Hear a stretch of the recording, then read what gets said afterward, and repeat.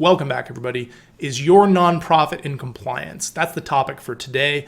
There's a couple of layers of this. There's state compliance, there's federal tax compliance. We're going to be talking about 6 different areas of potential compliance hiccups that your nonprofit may run into. As always, if you're enjoying the content here, like the video, subscribe to the channel, hit the little bell icon in the lower right side. Let's get started.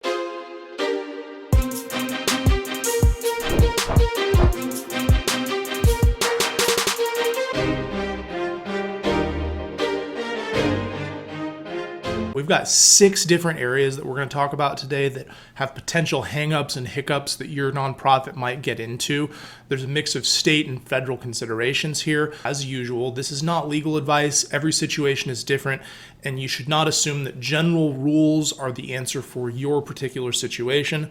Talk to your attorney, accountant, banker, all of that before you go and do something. Now, the first area of potential compliance hiccups is you have to make sure that your nonprofit is in the correct entity.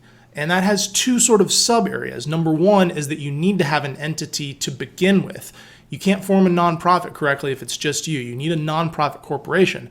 So the second thing is that you have to have the correct type of entity. I get questions from time to time of people asking me whether an LLC can be a nonprofit.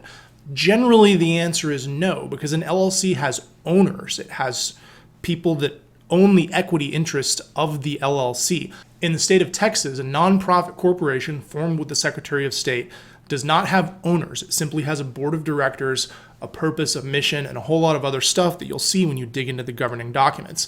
An LLC, on the other hand, has members or owners that direct the LLC's activities. So this is a fundamental difference in the way that the entity operates under state law. So remember, the first thing that you have to do is ensure that your nonprofit has been correctly formed under state law as a nonprofit corporation or other applicable type of entity. The second major area of nonprofit compliance that we're going to talk about today is the bylaws for your nonprofit corporation. Again, these look a little bit different than the organizational and governing documents for other sorts of entities. So you need to know what the purpose of your nonprofit is, and looking forward a little bit, sneak preview, you need to make sure that that purpose is compliant with the federal tax rules. You need to know who your original directors are going to be, and you need to make sure the other language in your bylaws is compliant with state law. Third major area for nonprofit compliance is, does your nonprofit hold board meetings like it's supposed to? And does it keep good minutes of those board meetings? This is something that is good housekeeping practice across the board, both for nonprofit corporations, for-profit corporations, LLCs, partnerships, all of it. Having the correct meetings that you're supposed to have and keeping good and accurate minutes of those meetings is important for every entity for very different reasons. A nonprofit corporation has to be sure and have those meetings as it's supposed to under its governing documents, because if you're audited and have not had those meetings, you could put your nonprofit compliance in jeopardy. The fourth major area of nonprofit compliance that we're going to talk about today is, has your nonprofit correctly qualified for your 501c3 tax-exempt designation?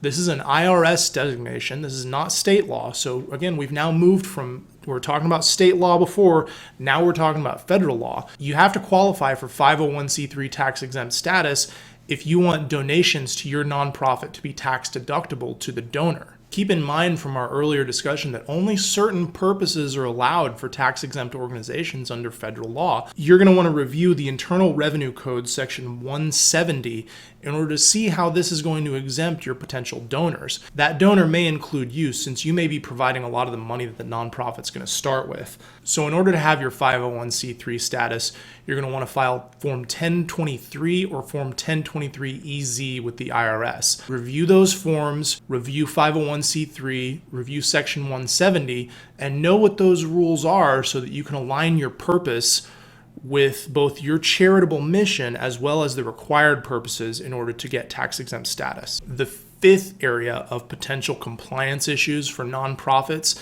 is what's called unrelated business income. Now, what does this mean? This is tax speak, right? That means that if your nonprofit is doing some sort of revenue generating activity, that revenue and that revenue generating activity has to be pretty closely related to the purpose, right? Remember, we're going back to this charitable purpose. We're going to go back there over and over and over when we're talking about nonprofit compliance. If it's too far away from that charitable purpose, you could run into problems with unrelated business income, and the IRS might say, look, we're not going to allow you tax exempt status anymore because you said that you were a charitable group meant for feeding the homeless, but really you're over here drilling oil wells, and that's completely unrelated, so we're going to disallow the charitable exemption. So you want to be really careful what activities your nonprofit is engaging in and make sure they're pretty closely related. So on the other hand, let's say that you have your nonprofit that's meant for feeding the homeless. If you're selling organic peanut butter and all of the profits from the production of your organic peanut butter get donated towards feeding the homeless, that's probably a lot more likely to get a pass from the IRS than, for example, drilling oil wells like we were talking about earlier. So talk to your CPA, talk to your attorney, and make sure that any activities you're going to be doing to raise money for your cause are reasonably related to your charitable purpose. Last but not least, the sixth and final thing that you need to be aware of when you're reviewing compliance for your nonprofit is be careful of having too cozy of a relationship with a for-profit business. Now, I'm not saying don't associate with for-profit businesses. Many nonprofits do this successfully. In fact, it's a very, very good strategy in a lot of ways. Not only does it allow you to get a little bit more money, get a little bit more capital, it also gives the for-profit businesses some good PR, lets them donate to causes that their customers, employees, shareholders, what have you, may believe in. But what I'm saying is don't get too cozy to the for-profit where you run into the following issue. If your nonprofit is seen as basically advertising for the for-profit, you can have your tax exempt designation potentially revoked. So be careful about getting too close to a for-profit. And if you are getting close to a for-profit, then be very cognizant of exactly how you may be broadcasting that association into the world.